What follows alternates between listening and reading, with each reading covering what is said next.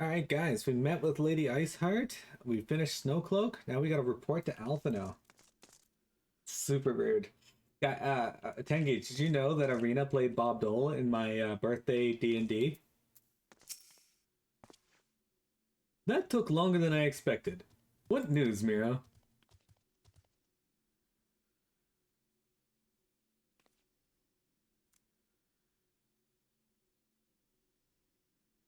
So Iceheart is but a pseudonym. Not that it matters. That she managed to escape is regrettable, but from your description of that beast, you did well to come as close as you did. In any case, now that you have cleared a path, the Temple Knights can begin to survey the tunnels in earnest. Mayhap they will find a route past the ice wall. Wouldn't that do wonders for their fight against the heretics? The Crystal Braves would certainly share the credit for it too, 12 be praised, Miro. We may yet turn this situation to our advantage. Miro, is your claw stuck? You need help? Hang on a sec, guys. I gotta go help my cat. Mini cat, did you get your claw stuck?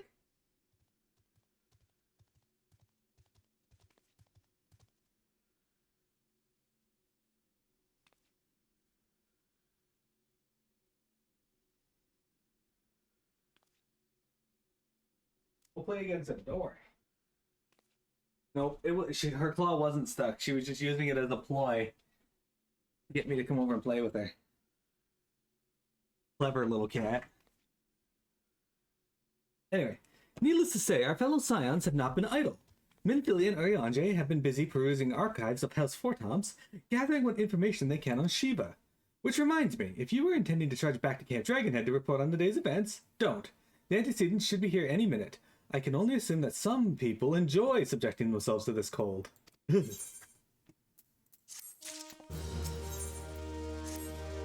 the greater good.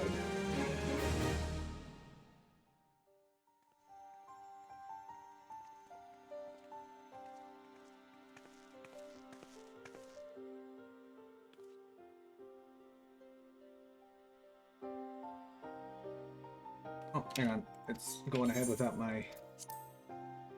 Anyway, I don't know what she said before that because it decided to speed through. She lay down with a dragon, the gravest of all sins according to the Asgardian faith, so they're talking about Shiva. And look, Minfilia was wise enough to wear a fucking coat. And a turtleneck. You lose a lot of heat in the neck. Yet in the eyes of Iceheart's followers, this was a holy act, the blessed union of a man and dragon. How such a thing could even be possible is quite another question. Suffice it to say, I very much doubt that we will find a useful answer in the archives of House Fortomp. Much knowledge has been lost over the centuries, though in this case, one wonders if by circumstance or design. You said that Iceheart took a moment to plead her case prior to escaping, did you not? Viewed without prejudice, most would agree that bringing an end to the endless war serves the greater good. I think Sir Amarek might take issue with her methods.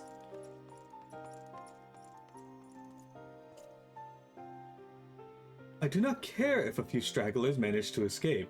Until the sappers confirm that a tunnel is safe, the men are not to search it. Yes, Lord Commander.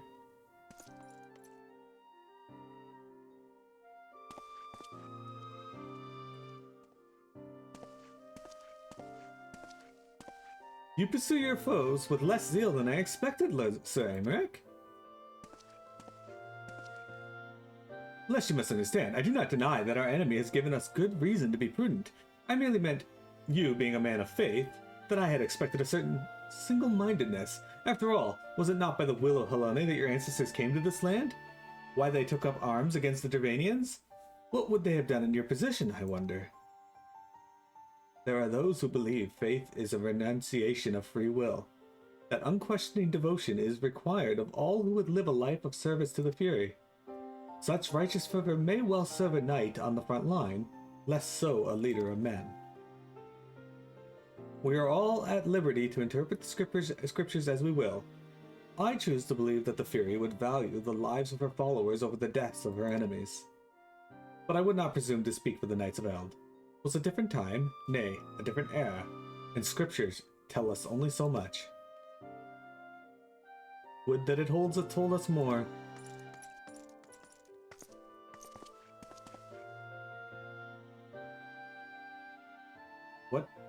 They're standing right there. Why can't we hear what they're saying?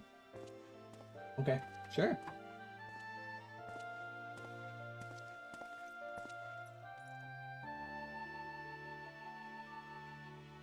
That man is awfully pragmatic for a servant of the Holy See.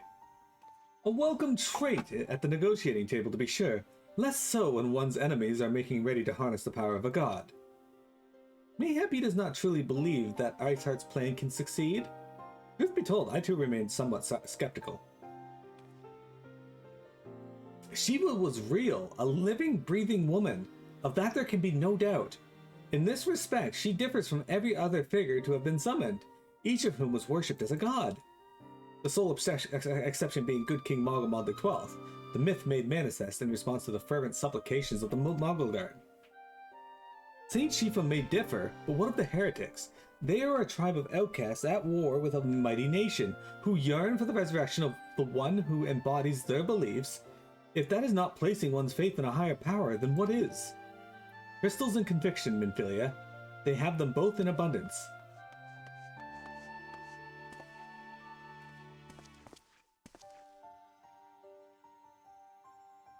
Can that truly be all that is required?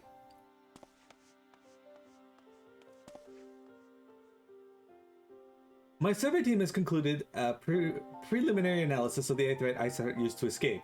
They believe that she teleported to another Aetheryte, somewhere not far to the west. Despite the apparent proximity of the second Aetheryte, however, they have been wholly unable to detect its presence directly. Unless Iceheart has some means to mask its signal, I can only presume she has had it destroyed to prevent us from following her. Without the means to teleport as she did, we have no choice but to search for an alternate route. Most likely a tunnel, assuming one exists. Let us not give up on teleportation just yet. One of our colleagues in Charlian may be able to assist us. I pray you are right. I dare not think how long it will take us to survey the entire tunnel system. Jeremy's really good at exploring tunnel systems. When I first met him, he was a spelunker. While Minfilia looks into our Aetheryte problem, I would like to request your assistance with another matter. The third unit is currently tracking the remnants of the heretic force which attacked us. However, the search goes poorly, despite our numbers. Kurthus is vast, and Iceheart's followers may know the terrain far better than we. Your knowledge of this region may serve to hasten the process. The sooner we capture Iceheart's followers, the sooner we can press them in their leaders' whereabouts. Also, though it is admittedly a selfish request, I feel that my braves would benefit immensely from working alongside you. While we have our share of veterans, we also have more than a few less experienced recruits, many of whom look up to you, in case you were not aware.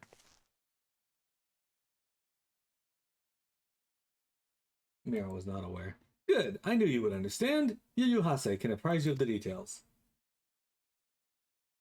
When the task is complete, come and find me at the Observatorium. Captain Ilbert and I are meeting there to discuss the latest developments in his investigation. The Temple Knights shall hold Snowcloak in our absence.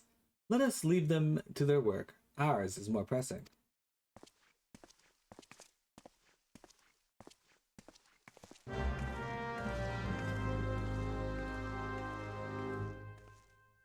I'm gonna fart, guys. Gonna fart. On a quest called The Greater Good.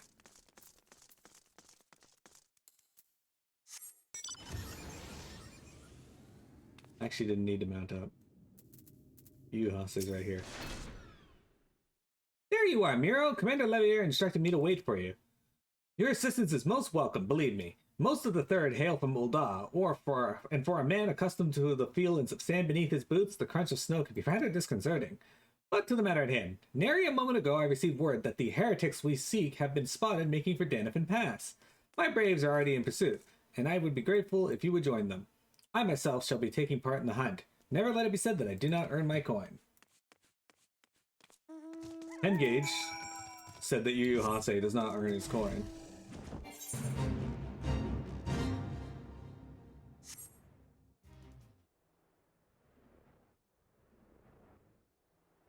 Okay. Oh, they made it quite a distance.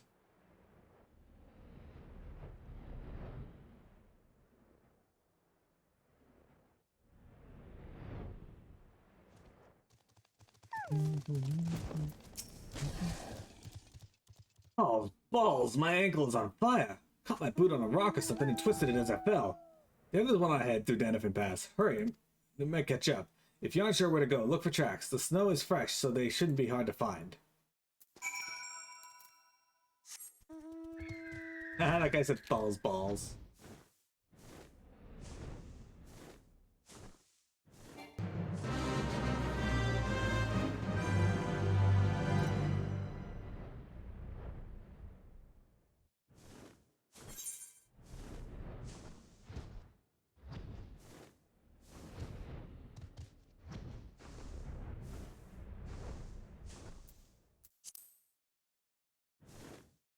Alright, what do we have here? Fate, apparently. Fresh Prince of Bel Air. Hey, you guys fought the Jubbling. You defeated the Jubbling. That's sad.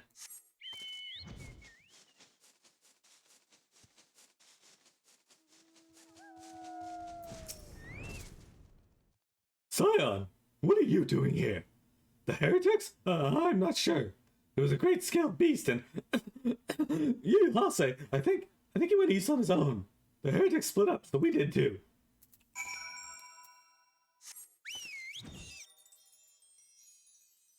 I guess it's giving me busy work to do as I make my way over to the observatory.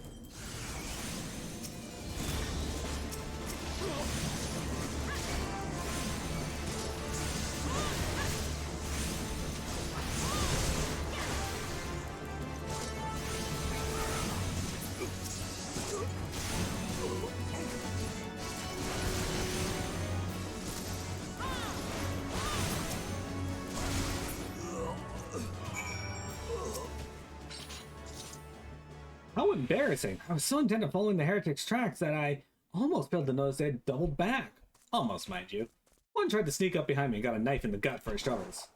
I found myself alone, so I started searching the dead man's knapsack for anything of interest, and lo and behold, before his friends found me, I came upon this. Withdraw in groups of 3 or less to the observatorium. Give the signal and wait. The merchant will be watching. Be late and be left for dead.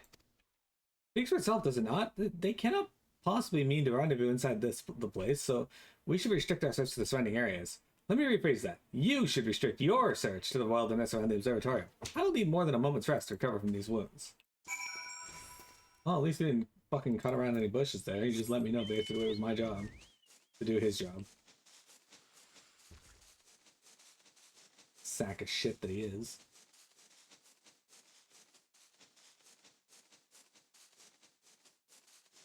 I'm gonna fart.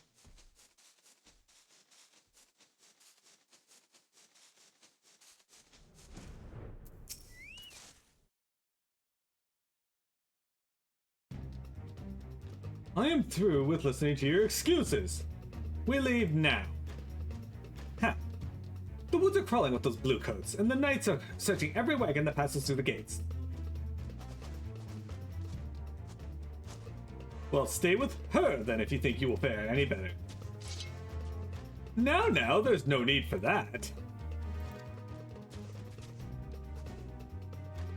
There are places like this in my homeland, sacred snow-capped peaks, where blood must not be shed. Yet your lands ever thirst for blood of the fallen, and by your deeds, it is drunk deep. No, I have done no wrong! None but meet in secret with heretics. Deny it all you will. We shall have the truth from you yet. Inquisitors are not the only ones skilled in the art of interrogation. Damn it all. This man just die? Just falls on the ground and dies. Fancy meeting you here, Miro. I presume your work with the third brought you hither? What a tangled web. Lest you wonder, we came not for the heretics, but for the merchant who has been conspiring with them. He came to our attention during the course of our investigation into the Ivy. It beggars belief, I know, but it seems our favorite Garldemald spy may have been providing assistance to Iceheart. Were it not for the efforts of Lady Yagiri and her shinobi, we might never have discovered this connection. Master Alphino is too kind. I fear my people and I have done little to aid your search for this spy. We long to strike back against the Empire and weaken their influence in this land, to prevent the tragedy which befell Doma from reoccurring. The days ahead and the work they promise will require a particular set of skills. Skills which I am fortunate enough to possess. If you will allow it, I would accompany you until the investigation is complete. That is most generous offer, Lady Aguirre, and one I will gladly accept. Thank you. Though I may disappear for a time, know that I shall never be far, and shall always be watching. A comforting thought. Come, Miro, let us wait inside for Captain Ilbert to return and deliver his report. Look at that, so it turns out the Ivy and Iceheart are in league. Which is interesting, considering she wants to end war, yet she's working with somebody who answers to the Empire. Alright, now to crash my giant whale into Alpha now.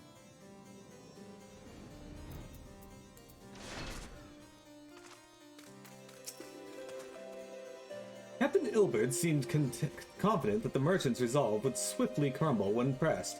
If so, we should have new information ere long.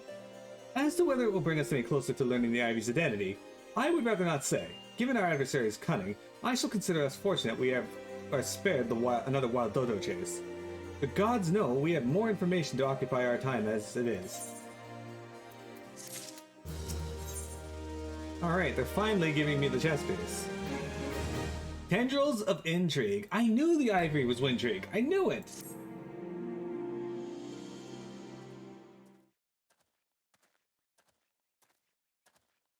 She pronounces it Vintrigue, and now it all comes into place. Ivy, Vintrigue. Should have seen it. Captain Ilbert, your report, if you will. Aye, Commander. Firstly, the regard to the heretic we captured. I regret to say that the man could tell us we did not already know of Shiva. We have since handed him over to the Ishgardian authorities. Henceforth, the Holy See will pursue the matter independently. Our inquiries concerning the Ivy, however, have proven fruitful. We have ascertained the channel by which the heretics acquired their information on the shipment routes. Go on. You will recall the flame we first identified as being the Ivy's employ. From him, we were able to trace a trail of conspirators, each taking us closer to his master. Alas, the trail came to an abrupt end. Fearing that the investigation had been compromised, we took the necessary step of detaining all suspected in the conspiracy. There were 5 on our list, including a flame stationed at Revenant's Toll. The man's primary duty was to keep an inventory of donations from abroad, the particulars of which he would share with his benefactors, thereby ensuring that needs not go unfulfilled. By virtue of his role, he was privy to the details of all shipment bound for the settlement. Needless to say, that included those originating from House Forton. He knew the precise route the caravan would take, and he sold that information to a merchant. I think I can guess which one. None other. With a little encouragement, he soon confessed knowingly aiding and abetting the heretics. Well, that is one mystery solved, at least, but what of the Ivy? Are we any closer to prizing off his mask? I dare say we are, Commander. Our relentless pursuit has forced him to commit a grave error. In a desperate bid to cover his tracks, the Ivy resorted to exercising certain administrative powers available only to high-ranking members of the Immortal Flames. If you consider then that our investigation is known to barely a handful of them, the field of suspects is greatly narrowed. You mean to say the agent is among Raban's innermost circle? Someone who has been with him since the Immortal Flames' establishment? Is the most plausible explanation. The infiltration likely occurred during the company's founding, with the groundwork for the act being laid beforehand. Slip into a position of authority unremarked and remain above suspicion all these years. I too was surprised, though I really should not have been. Of the 3 grand companies, Ul'dah was ever the more vulnerable to infiltration. Both Limsalamins and Gridania had long-standing armed forces that lent themselves well to the formation of the Maelstrom and the Order of the Twin Adder. To all intents and purposes, it was the same people, loyal ones mind, under the same leadership, only the banner was different. Not so the Flames. Uldah's military is made up of disparate orders, most of which were glorified mercenary companies that answered only to their own paymasters. Hardly an ideal environment in which to establish something as high-minded as a grand company. The difficulties Raban faced when founding the Immortal Flames are well known. Even after he had convinced his fellow syndicate members to share the cost, there remained the small matter of finding enough bodies to fill the ranks. Indeed, and given the pressing nature of the Imperial threat, That meant recruiting every passing sellsword.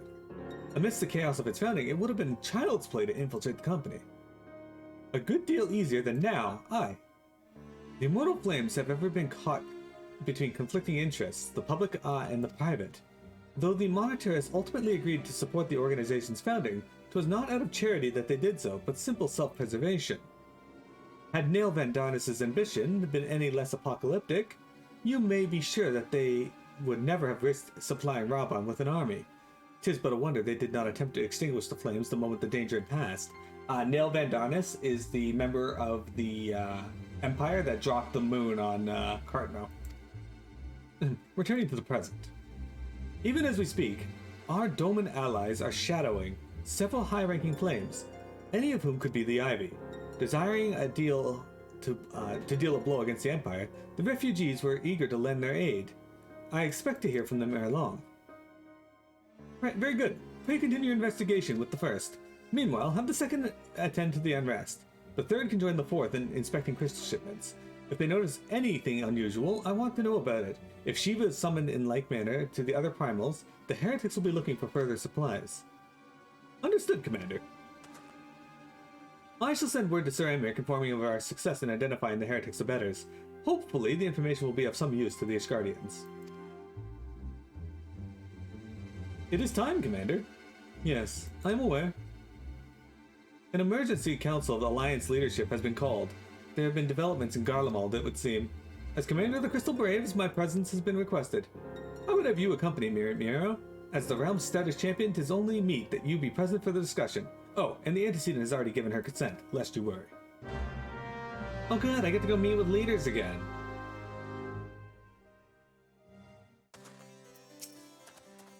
Like me, you are doubtless eager to conclude our business with Iceheart, but until another path to her sanctum is found, she will remain beyond our reach. Nymphilia and the Archon are sparing no effort to secure an alternate route. Until such time as they succeed, I suggest we give some thought to the other realm's other problems. I shall go on ahead to Gridania in readiness for the coming council. Meet me at Nafika's altar, and we shall make our way to the Lotus Stand together. Okay, well, I'm not going to do any of that, Alphino, so shut up. Shut up.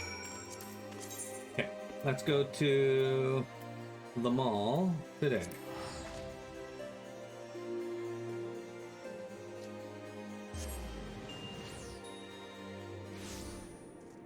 Every time I think of the line, the song "Let's Go to the Mall," I'm always thinking about that episode of How I Met Your Mother, where Robin bumps into a guy and the guy apologizes to her and then gives her a donut. Gotta go. See you later. No, Vector, you can't. You gotta stay.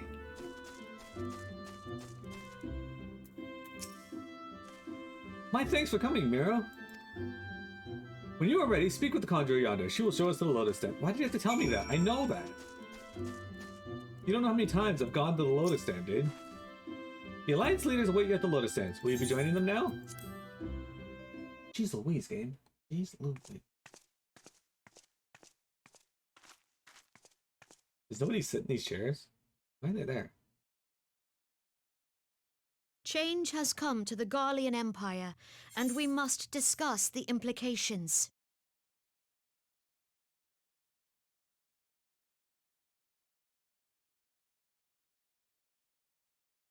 The rumors are true, then? The War of Succession is ended? It is. A new emperor reigns in Garldemald. Who?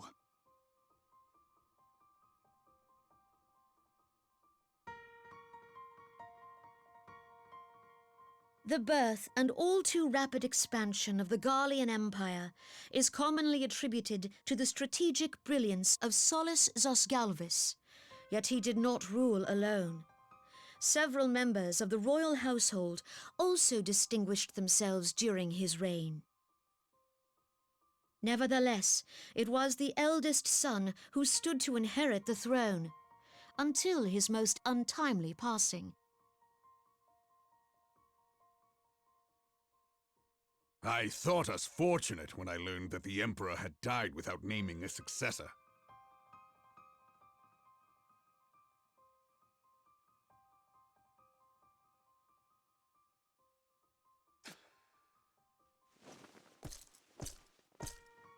Would that the Garlean Empire had died with him.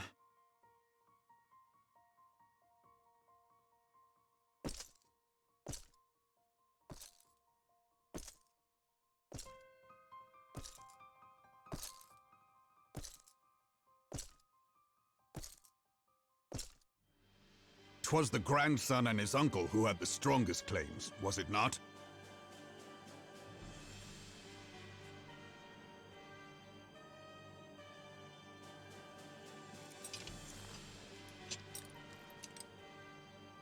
Indeed, yet claims count for little without the power to assert them. High Legatus Varus ye Galvus is a respected military leader. Not so his uncle.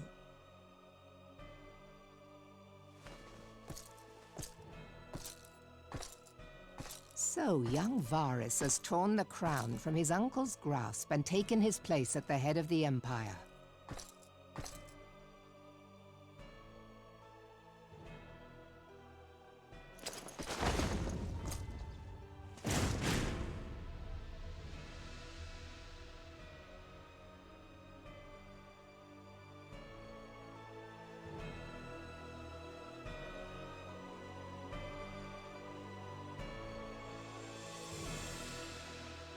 Given the troubled nature of his succession, the new emperor will require time to seal his grip on power.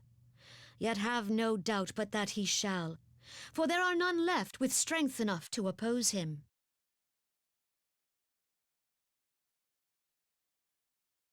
Since the success of Operation Archon, the remnants of the 14th Legion and the forces occupying Alamigo have done naught but fortify their positions. But you can be sure they'll be ready to march on us again, if their emperor gives the word. When, not if. They say this Varus was so set upon Eorzean annexation that he spoke out against the Meteor Project.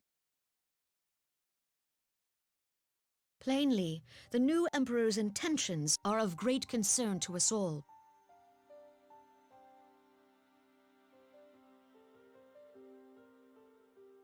I propose that we set aside the Cartno dispute for the present, and discuss what measures the Alliance might take to prepare for a resumption of hostilities with Garldemald.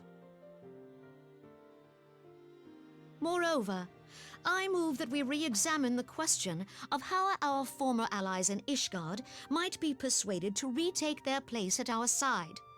Could Eorzea but stand as one, 'twould deal a grave blow to our enemies' ambitions.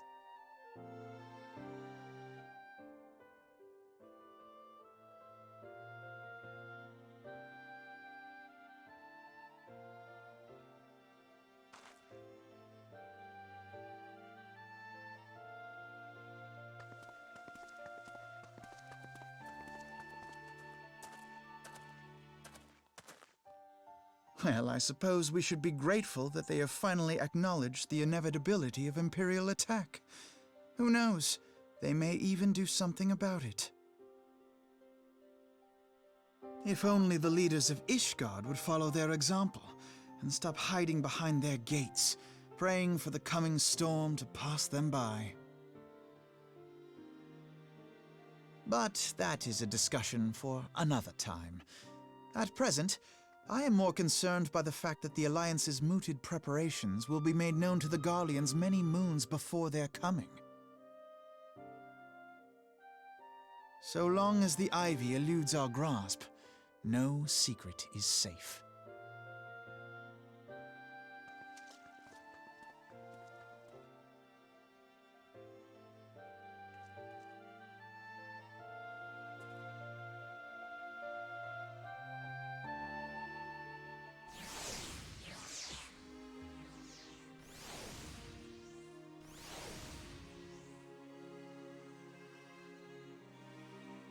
Ah shit, there's somebody here named Nova Dubois.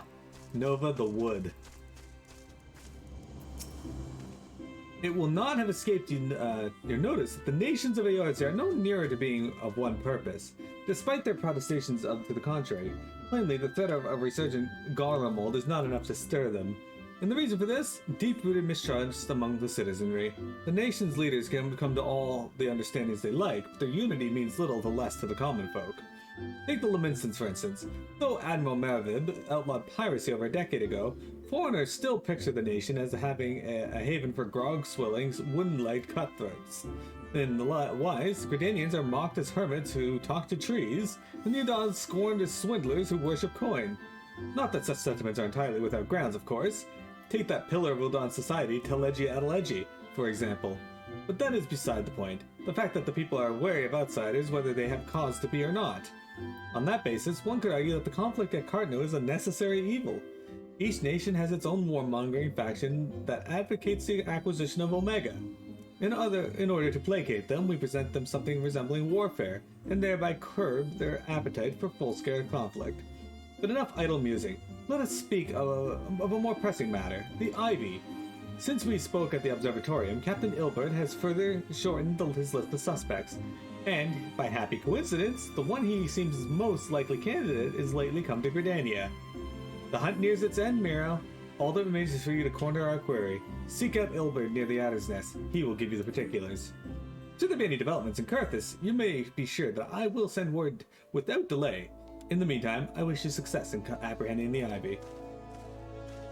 Alright, ladies and gents, now normally this would be where I take a break, but this is also the end of stream. But before we end stream, there's one thing I want to do. So I'm going to start up a new recording here.